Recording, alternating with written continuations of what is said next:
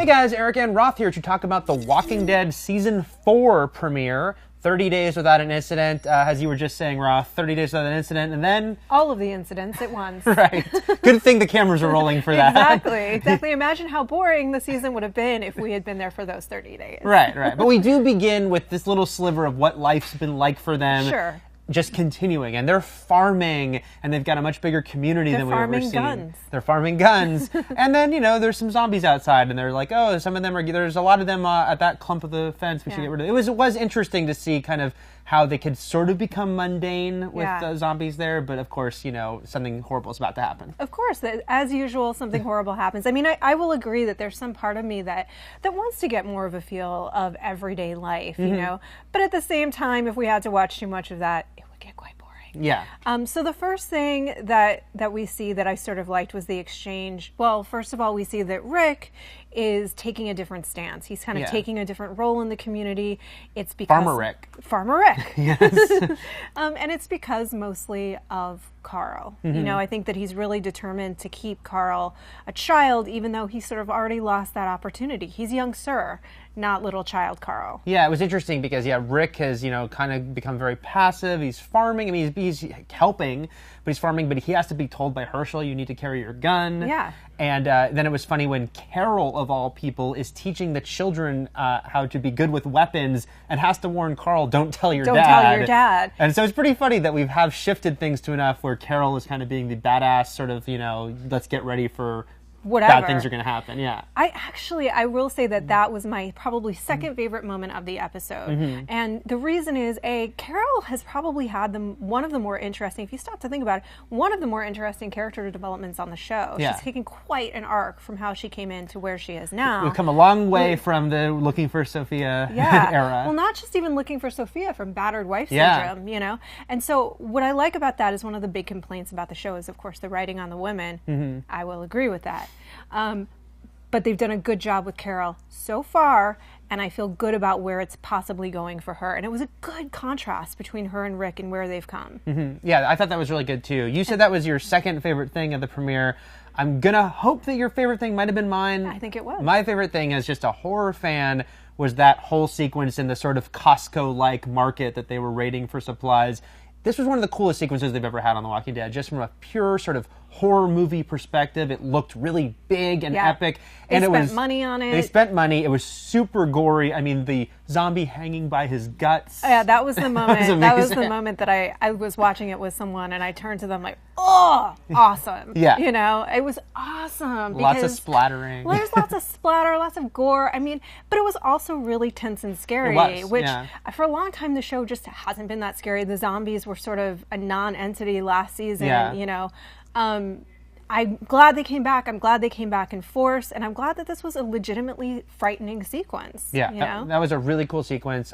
It led to the death of a character we had just met. Ensign 5, as I call it. We had a couple of Ensign 5s this week, and it was interesting because now with the influx of the community from Woodbury, I thought, okay, now we're going to have more of these sort of like predictably disposable characters. Yeah. I wonder, or is it just this week? Because the two people that came in and they're like, hi, I'm new. I was like, well, goodbye. Right. I was a little surprised because it was Kyle Gallner, who from Veronica Mars and Smallville had some notable things, but he was there to basically show us the change of Beth.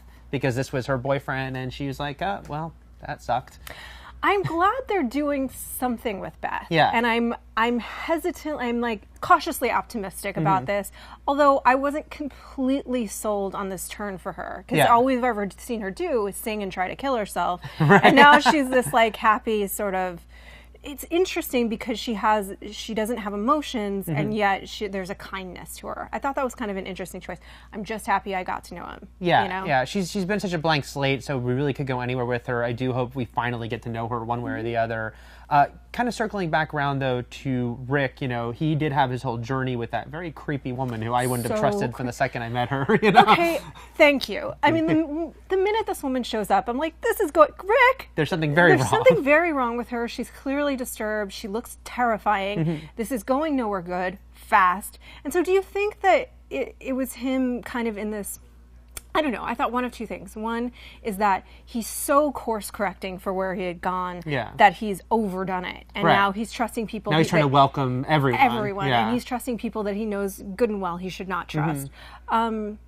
Or there's some part of him that's like suicide by crazy, you know, like I don't think he's distraught. I don't know. I don't know. It's hard to see. He does seem like a part of him's checked out. So it's kind of hard to see. Like, you know, he's obviously still protective of Carl, but it just kind of seemed like maybe part of him is just not all there anymore. And I don't know, what you were saying earlier when we were talking about this before we were filming, that, you know, maybe we've seen this beat a little before. Yeah, I mean, that's the thing. Let me explain what I mean by suicide by crazy really quickly, too. There's a term called suicide by cop, which is people basically get themselves killed by forcing the police to kill them. And, like, walking into this situation is like, you could easily be getting yourself killed here. Probably you can take her down, but, you know. Yeah. Here's the what thing. if she's bringing you to a bunch of people? Exactly. You don't know. So here's the thing is that last season, we already saw Rick confront where he was maybe headed if he continued down the crazy-making fantasy line that he had been going on with seeing dead Lori and things like that. But it was with a character that had significance to us because this is the man that first saved Rick. This is the man that, you know, we felt connected to. So there was more power to that journey. With Morgan. Thank you. With Morgan, say his name. With Morgan than there was with this random woman. And I wasn't sure if this was just like a reminder beat. Like, remember, guys, Rick was scared that he was going to go crazy. Right. You know? And then, lastly, I will say let's keep an eye on Bob, because it's another character from the comic books. Big character. Who makes a big intro here and is so, like, I want to contribute. Like you said, we have these, he was one of 2 new people who went on the trip. One of them came back, and it's him, so. And I will say, lastly, that I did sort of like that fan service moment with Daryl, where it was like, you know, hey, Daryl, you're going to have to get used to the love if you're going to be the guy that you are. I thought that was sort of like a tip of the hat to how the fans feel about Daryl as a character. Yeah. Also, are they dating? It's not clear. It's so unclear. Have they kissed? I don't even understand. I don't even understand what's going on with Daryl and Carol. Yeah. You guys leave your guesses about that. Overall, though, did you like the episode? I did like the episode. I thought it was a solid premiere. I'm a little shaky like you are on exactly where we're going with Rick, but and I will say that whole sequence kind of made it for me. That horror sequence made the episode for me because it was so cool. And we do know now what the new threat is. It's disease, which you guessed. Yes. Boom! Before I forget, I completely called that it was going to be a disease was the new threat. I think it makes a lot of sense on multiple levels, first of which is just culling this new community so they don't have so many characters to deal with, frankly. It'll be interesting to see where that goes.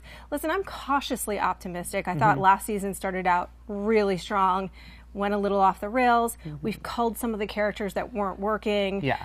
We can focus now on these new ones. And I really hope that everyone gets the same level of development that some of our more favorite characters have. I agree. Hopefully third showrunner's the charm. let us know what you thought of the Walking Dead Season 4 premiere in the comments. Are you happy with this Rick storyline? Did you think it was as awesome as us when the zombie was hanging by its own guts? Let us know, and we'll be talking more Walking Dead as the season progresses, guys. Thanks.